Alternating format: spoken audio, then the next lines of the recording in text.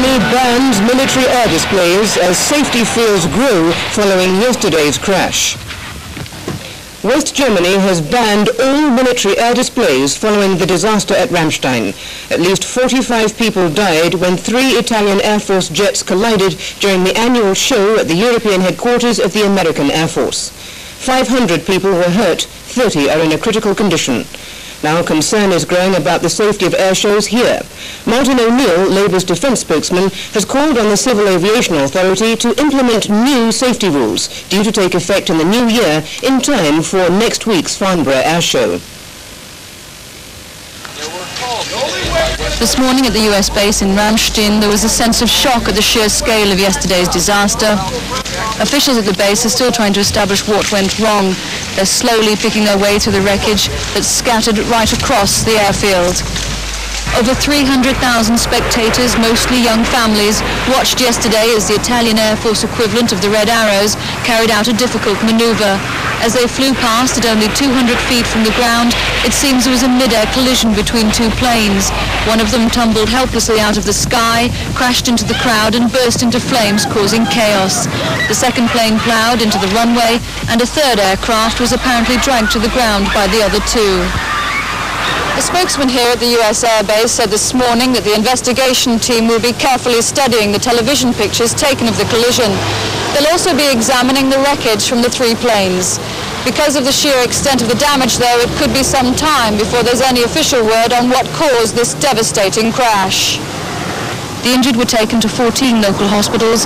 At this one in nearby Landstuhl, there are 37 patients today, some suffering from severe burns, some might not pull through, others are still in a state of shock. There was a crash.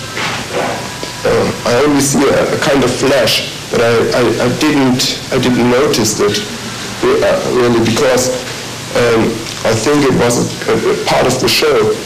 And then there was a crater flash, and in yellow and orange colors, and there was a wave, a kind of hot wave. In the aftermath of yesterday's disaster, there's growing anger here that the air display went ahead at all. Local people led by politicians and church leaders have been trying to get the show stopped for many years now.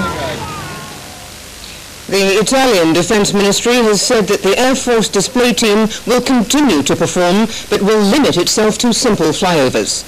Today, Britain's top aerobatic team, the RAF's Red Arrows, went ahead as planned with an air display near Exeter. The Red Arrows had been expected to perform their version of the heart stunt, which caused yesterday's crash. Though they performed some crossover manoeuvres, the stunt, known as the Leader's Benefit, was omitted from the display. One of the show's directors said even if it had been included, it's not as dangerous as the Italian manoeuvre. I think that safety limits in Britain are far more stringent than they are on the continent.